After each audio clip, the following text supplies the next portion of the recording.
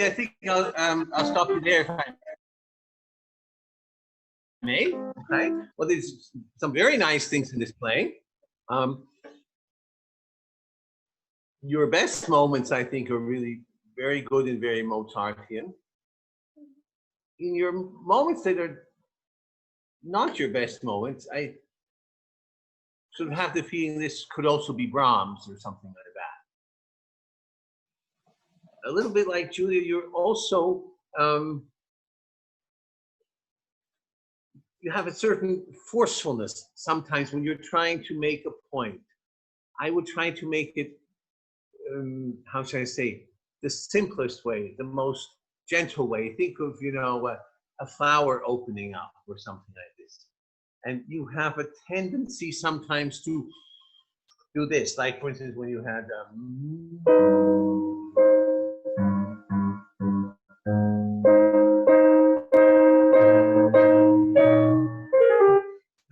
those sorts of moments. I would try to be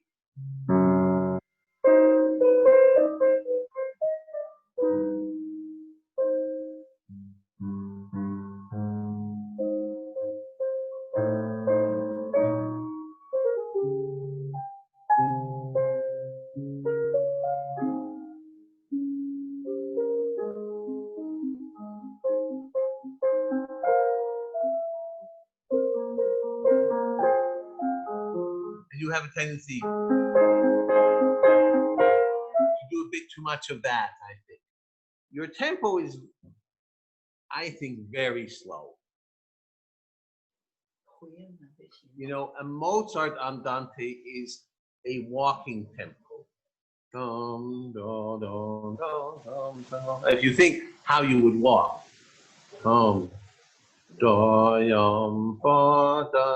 Nobody walks at that speed. So if you think a walking you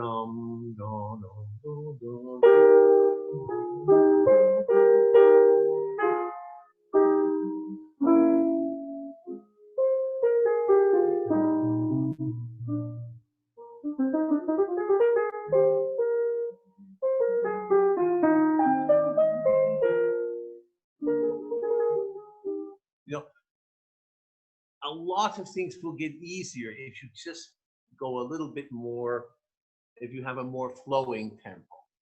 Okay. Now, have you always played it in this slower tempo? I think so, probably. Yeah. Okay. Remember that andante sort of, the meaning of andante got a little bit warped over the years, right? A Brahms andante sometimes can be quite slow. 19th century, mid 19th century andante is often really quite slow. But in Mozart, it isn't. If he wants slow, he writes adagio, right? And that's a slow tempo. But andante keeps moving, okay? Okay. See, try it once a little bit more flowingly. See, maybe you won't like it. Maybe you'll think, you know, I'm wrong. And who's to say I'm right? I mean, I don't know. I don't have Mozart's phone number, so I can't check it with him. But I would try it a little bit more flowingly.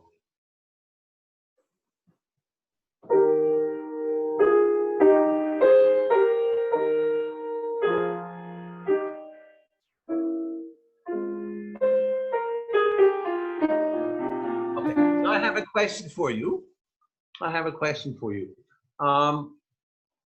The first phrase is basically 4 bars, right? Yeah. Where would you say it's going to? Is there a place that it's going to, or is it just a nice 4-bar sort of extravaganza of lovely notes? Or is the phrase actually going to a certain point? I think it's going somewhere, and I think that the phrase is probably like 4 bars, 4 bars. Yeah. Where would you say in the first bar it's going to?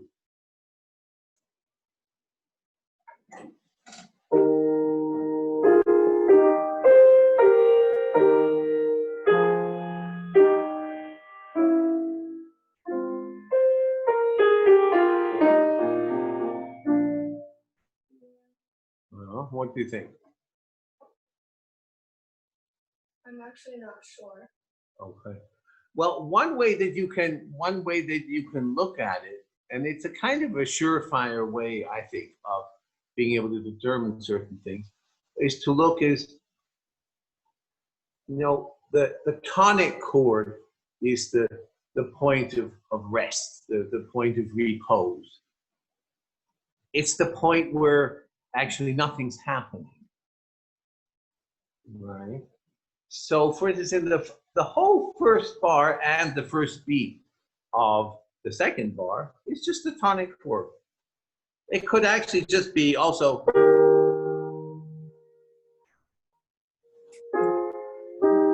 right?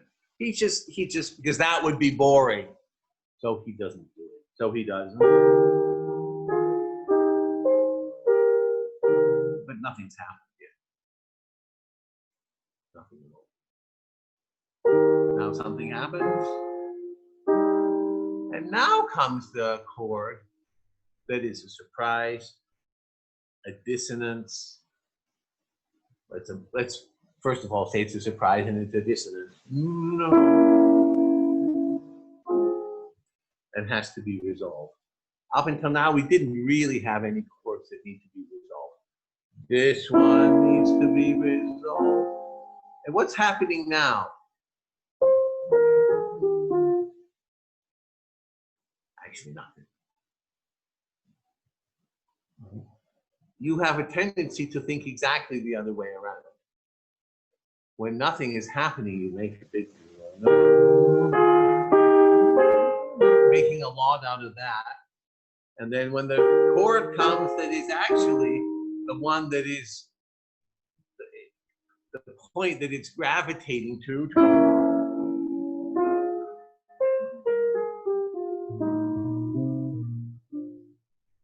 Right?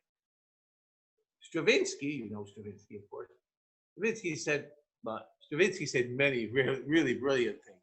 But one of them was, he said, tonality is a form of gravity, of gravitation, right? And things, it's exactly right. They pull towards certain moments and they go away again.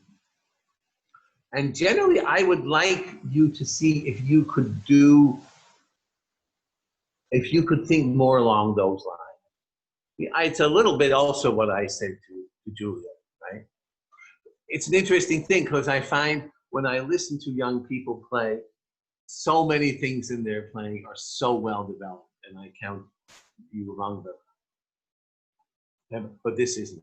For some reason, this way of ordering things has sort of gotten a bit forgotten. And I wouldn't say everywhere, because there's moments when you do it quite beautifully. But there's other moments when you get a little bit carried away by the ornamentation. Right? Remember that it's only, or when we get to, it's again, nothing's happening. It's just,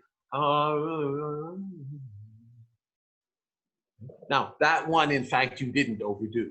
So that was a bad example. But there are some of them. It's not that big a deal. Right? Let's start again. And I'll say one more thing. When we're through the first, when we get to the 8th bar, and you have,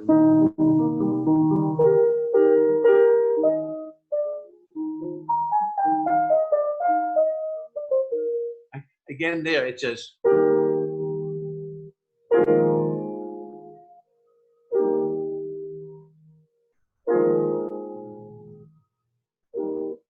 not a lot going on. So to me, that is a part of the phrase structure where there's not that much. you very rightly did. There, something is finally happening.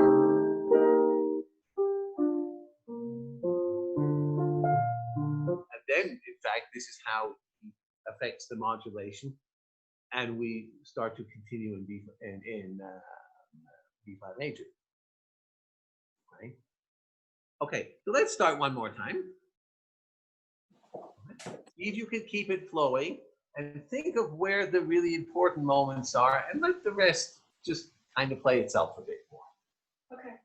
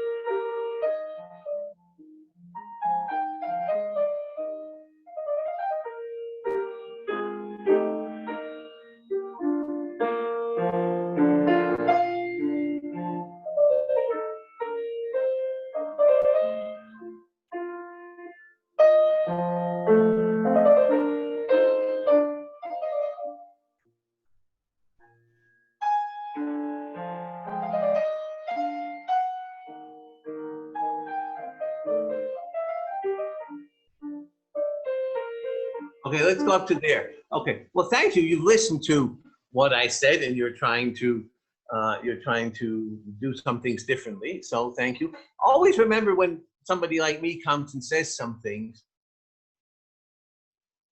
it's really more just something for you to think about. I'm not trying to get you to change your interpretation as such, right? I'm trying to see through your playing what things perhaps with your teacher or with other people haven't been talked about that much. And I'd like to get you to think about those things more than the idea of, oh, now I've got to go and change it. Right? That's not my intention at all. Okay? But in fact, you did change some things, or I would call it evolved some things. And I thought it was a lot, if I may say this, a lot better. I have one question. I wouldn't start that now with a sforzando. Maybe it's Zoom that's making the sforzando, I'm not sure. But you did it a couple of times, I thought, and I would just think how you can phrase it so that what you want is, you want our ear to be focused on it. Mm-hmm. You're absolutely right. Very good. But try to do it in a more sophisticated way, right?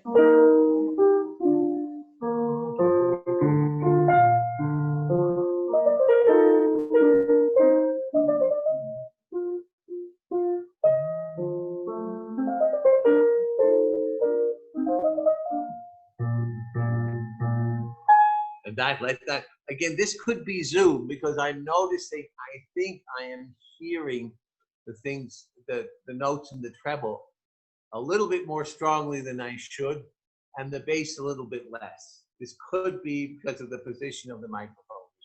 But what I would say is when you have, think of that bassoon player, right? I don't know if you heard Emily's lesson, but I was saying, think if pieces are orchestrated or if you had to conduct them, how you would conduct this piece. Think of the motions that you would show the orchestra in order to create your interpretation. And actually, those motions are very similar to what you need to do at the piano, right? But if you think of that moment, who do you think is playing this? Which instrument? Sorry, I couldn't hear. Which instrument, if this were being played by orchestra, if this was a symphony instead of a sonata, which instrument do you think would play?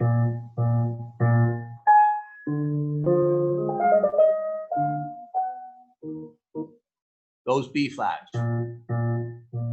I think probably the brass, like tuba, or it might be the clarinet. Okay. Mozart never used a tuba. I don't even know if he knew what it was. Don't think he ever used it. He only used trombones in the operas. Okay. So the only bass instruments he would have had available were, and it's too low for a clarinet, by the way. Clarinets don't play that low. The instruments that he would have had available would have been either cellos or bassoon. My guess it would have been bassoon. That's the kind of thing that bassoon does well, right? And he would be using the cello for a lot of other places for the bass line. But this would be a funny thing to have in the bassoon. Now think of that bassoon player. Maybe he hasn't been playing for quite a while, and he's counting the bars until he has to come in, and he hears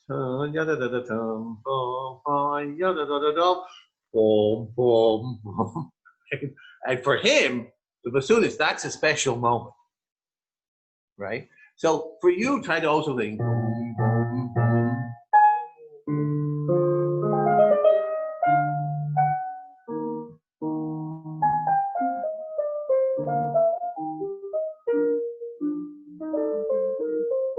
Okay. In that bar, when you this bar, which is the note that needs the attention? It's that one. You see, you have a tendency to do this.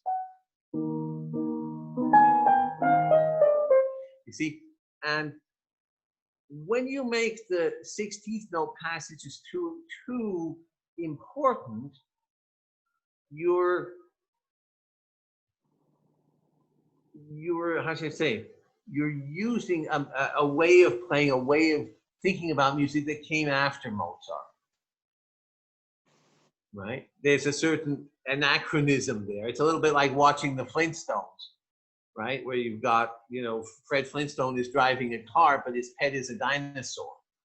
Well, cars and dinosaurs weren't around at the same time. So, that kind of thing, right? So this is the important note. And this is just he could have done this. If I had written it, because I'm not nearly as great a composer as Mozart, not by, 100 light years, I would have probably just done, but he did. But it's just it's an ornamentation of the resolution. So that's the kind of thing I'd like you to think about a little bit more, okay? Now I'm just looking a little bit at the clock. You wanted to play me some of the third movement also? Yeah, sure. Okay. Let me see what you know. What I'd like to ask you to do one more passage for me. And I like this very much. This was good.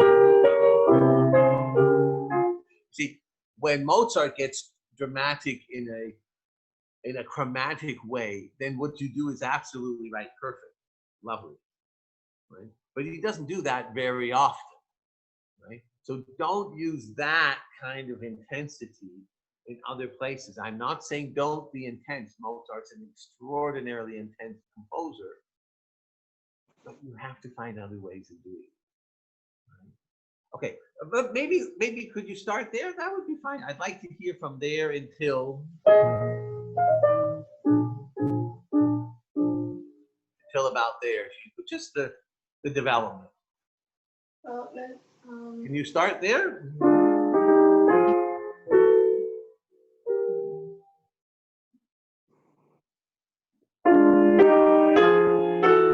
Okay. Just one moment. Can you feel that this is the interesting moment? You're already doing. We don't need a crescendo into it. This should be a surprise. Can you imagine how in Mozart's time, how dissonant that must have sounded? Yeah. When other people were writing,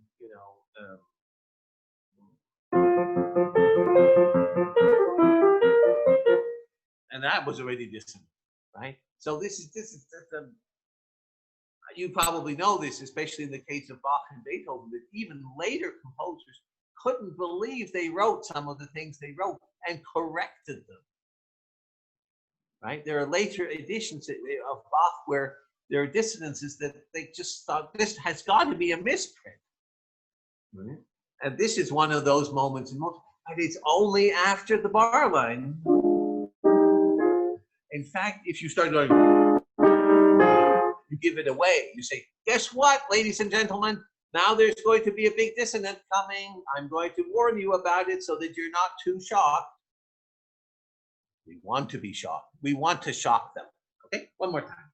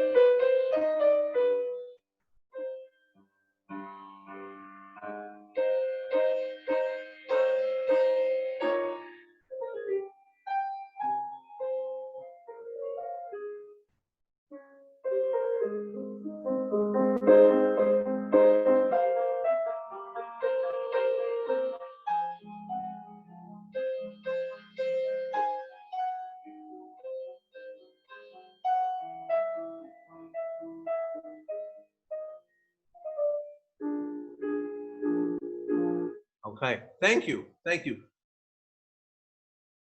You're obviously somebody who can pick up and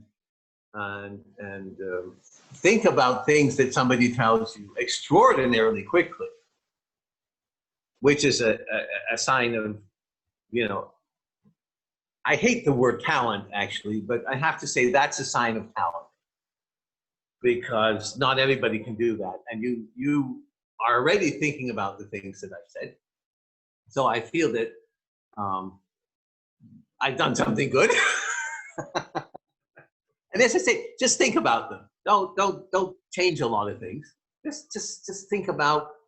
I would say think about the harmonic structure. I didn't hear. Are you also in Toronto? Yes. Yeah, I thought so. So you're probably also doing RCN. Yeah. Yeah, and you've done theory exams. Yes. Yeah, it's a great thing talking to Canadians, because you know they know these things, right? When you talk to people from other countries, like a certain country that's a little bit south of where you are, I won't mention any names now, but you know, you often they don't know these things because they have no theory system, right? But you know all about chords. So you know when the chromatic things are coming, and you know, explain that to us as an audience, right? With a very sophisticated use of devices that you have, right? But that's in your case almost the main thing I would say, and try not to create intensity through do you know what Sturm und Drang means? This kind of intensity, right? Because that doesn't really fit to Mozart. It's already less out of place in Beethoven, of course. But in Mozart, I really would leave that. Okay, very good. I'd love to hear some of the third movement. I'll let you play about 2 pages or so. Is that okay? We can talk about that. Okay.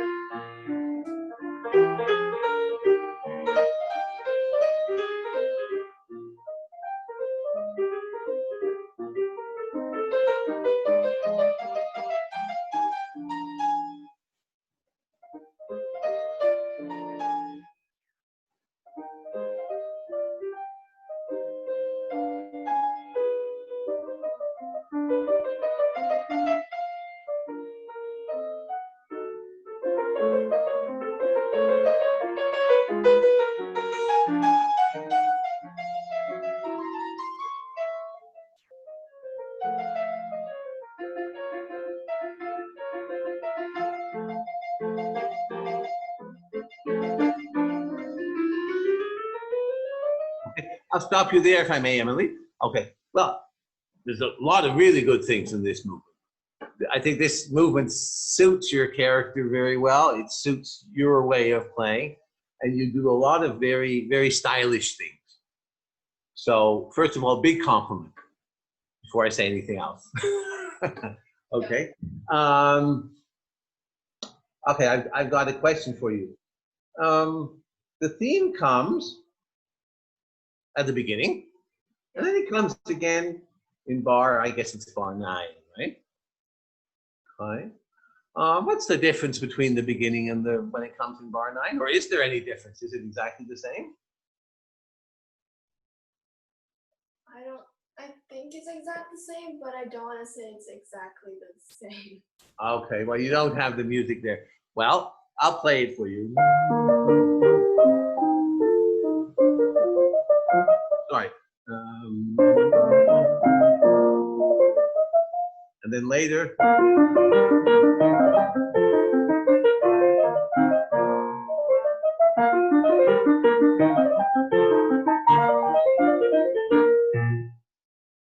Could you hear a difference? Yes.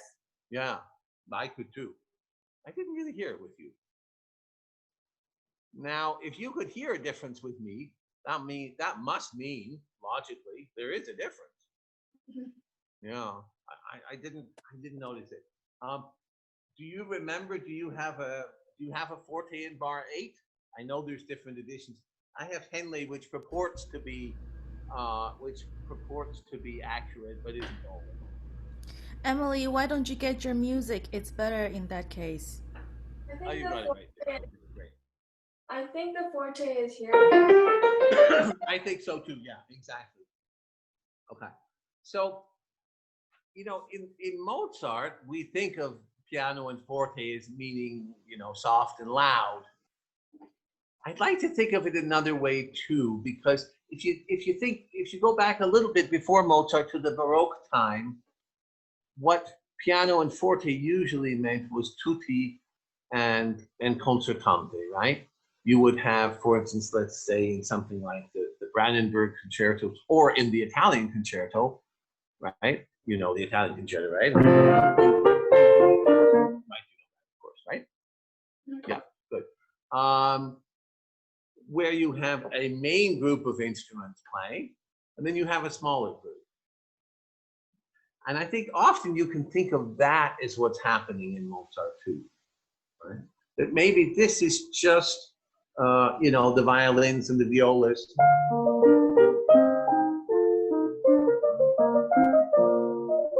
And then, right? And then the clarinets and the horns and the cellos and the basses and everything are coming into it, right?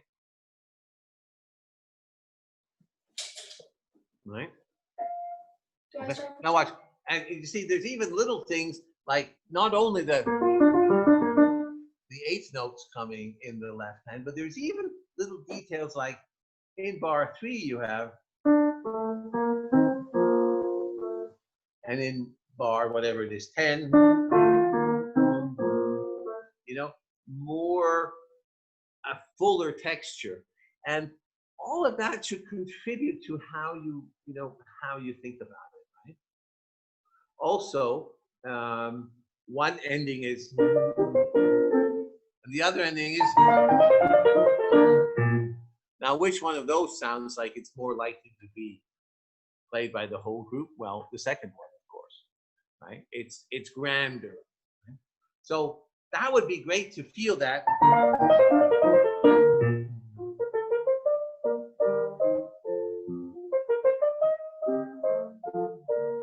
Right? And then we're back to, I would say, maybe 2 clarinets and a bassoon. Right?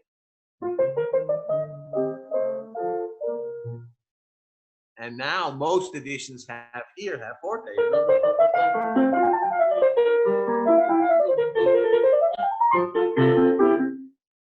Right? Okay. Now, would you say that piano or forte is as in of itself more expressive? Piano? Yes, definitely. Exactly. The whole tutti orchestra tends to just make a lot of, a noise, a lot of excitement. But the sensitive playing is in piano. Right? So even here,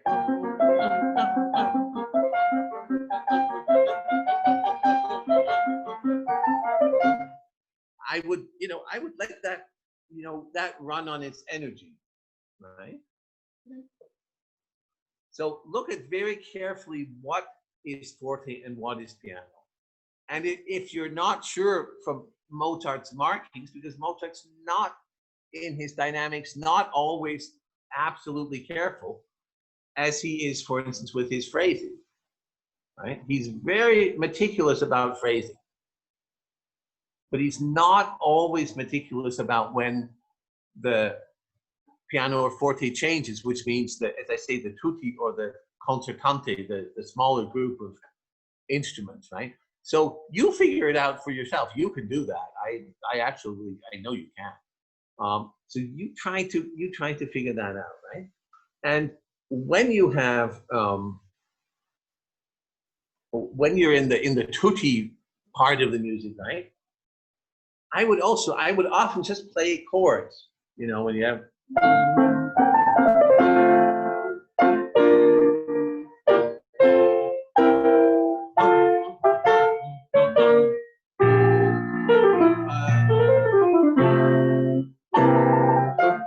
So you hear the chords. For instance, I'm not hearing when you play it. 4, 1.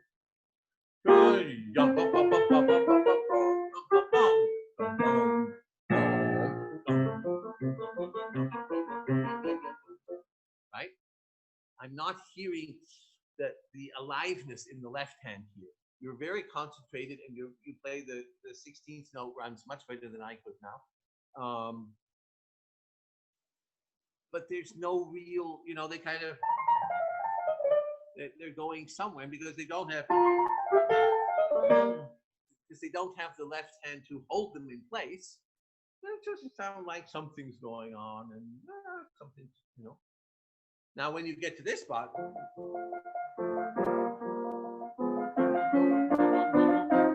of a sudden you remember your left hand. And I thought, oh, now her left hand is here.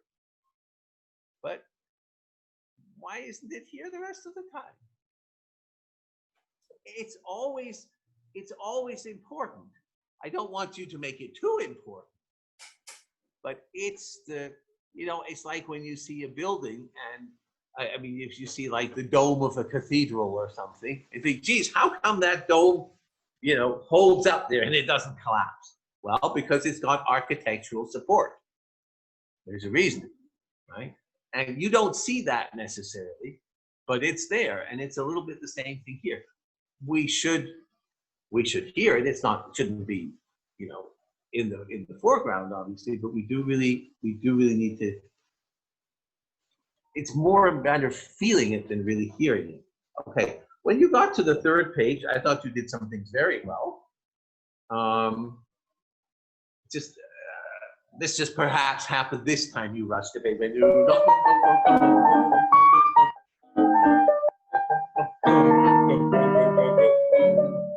I would, if anything, I would hold back there a little bit and not let that rush.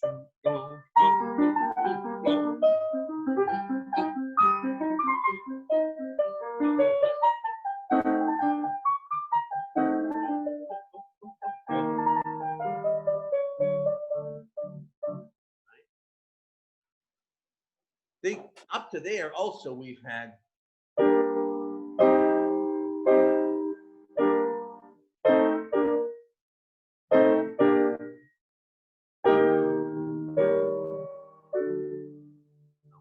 so in all this time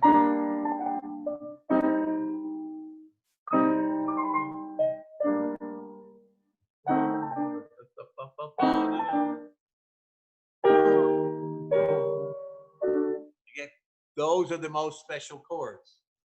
Everything else that happened up till now is really, it's setting up,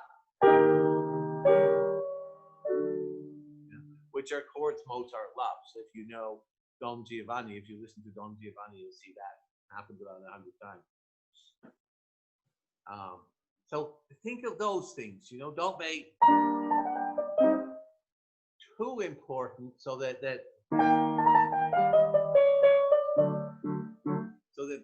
you know cannot have it the importance that it needs, right? Okay. The next part, the whole next part was very good. I like very much. Okay. At this point, I think you probably have a piano, and I would really have this as the lowest point.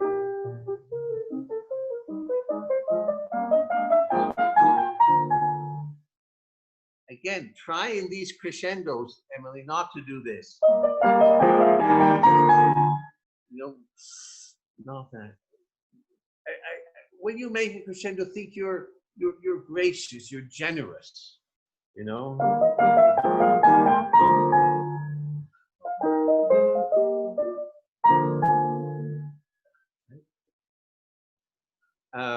The same thing happened here.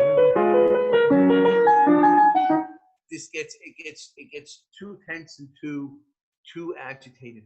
Try to get the intensity in a more refined, a more sort of sophisticated way, if you can.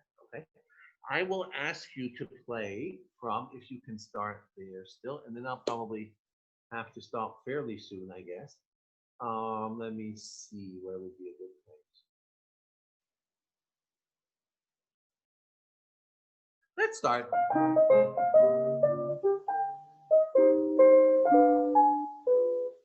Let me ask you that. When the theme suddenly comes in C minor there, right?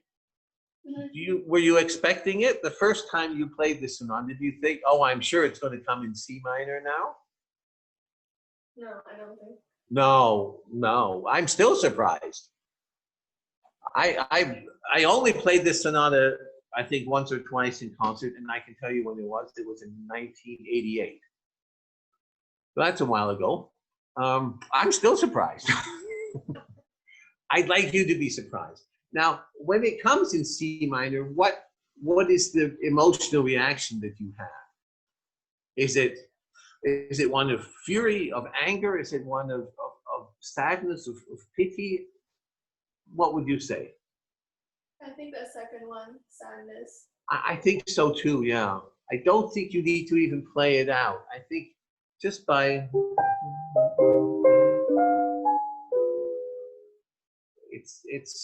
it already says something, okay? But you know, it's your decision. You may feel differently, and you're certainly allowed to do that, obviously. But let's start there if we can. Can you start there?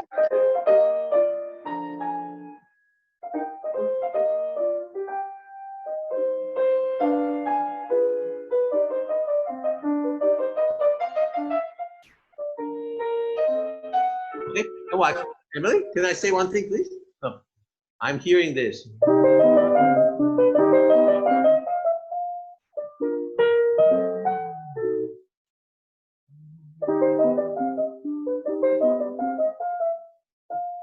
Sorry, I didn't play that well.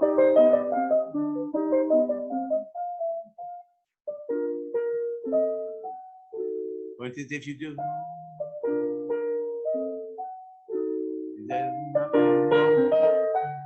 See, there's, as I say, this kind of dynamic intensity. I would use this in Liszt. Probably not even in Chopin. I might use it in Liszt or in Rachmaninoff. I try not to do it without that. Also, you see, you told me you thought it was sad and sort of it expressed pity, but I heard, which is like, you know, it's dramatic.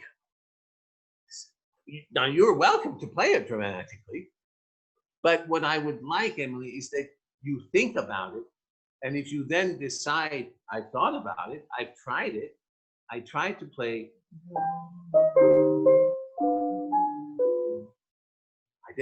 I didn't feel that's the right one for me. I'm doing the other one, then fine. But I don't think you've considered these things. I think you play what just comes naturally. And I'd like you to think about them, okay? One more time, that bit.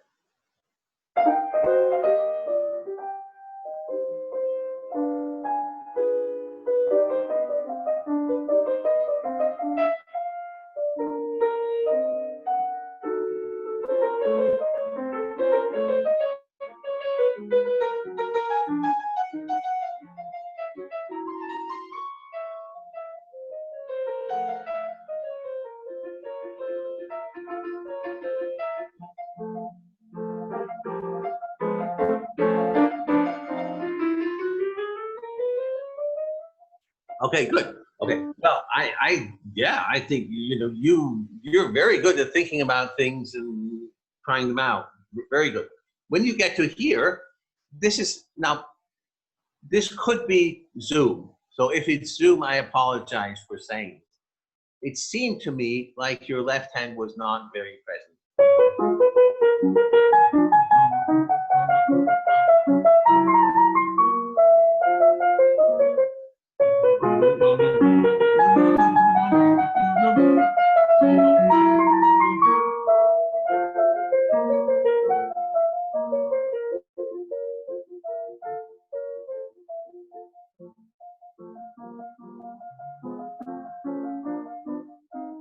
Now, you know, compared to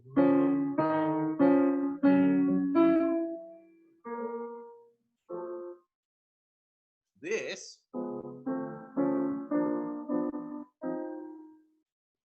is not that exciting. Now, every time that comes, you bring it out like crazy, which is okay. But so often your left hand is it's just not there. So what I'm suggesting is that, you know, again, what happens here? We're in C minor, and then we're going to B flat minor, and from B flat minor, do you know what key we're in now? You know what key that is? Have a look. You're allowed to look.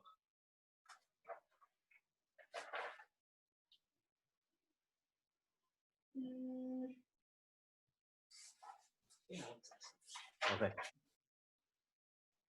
Maybe you can't find the one. It's G flat major, right? So it's pretty far away from B flat major, right? So I want you to sense that. we're in this key. This is our B flat major. And this is G flat major. Pretty far away. So it's not like that's not so far back. It's pretty far away from B flat major. And that means, you know, it's like you thought you were just going for a little walk to the corner store, but actually somehow you walked into the park and then you got into the forest, and then, I don't know, there was a bear in the forest or something. Or I guess there's no bear. Well, there are bears in Canada. Could see a bear, I guess. Probably not in Toronto. Has there ever been a bear in Toronto? No, probably not. No. I grew up in Victoria, and then cougars come into town every so often, but I don't think we've had any bears either. But, you know, my point is that something happens, and it happens in both hands, right? And if you can create the drama in the interplay between both hands, you won't have to do some of the slightly overdone things that you do in the right hand. As I say, things that belong to the music of Liszt or Verdi or you know, Italian opera composers much more than they do to German piano music of the 18th century. So I'm going to ask you one more time. Can you start?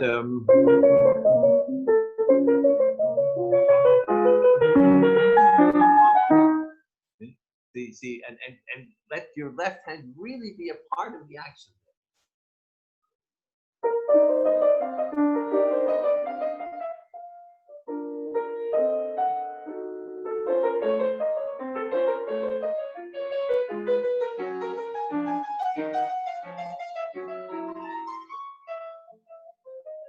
Keep it. Yeah. Although, because the harmony is.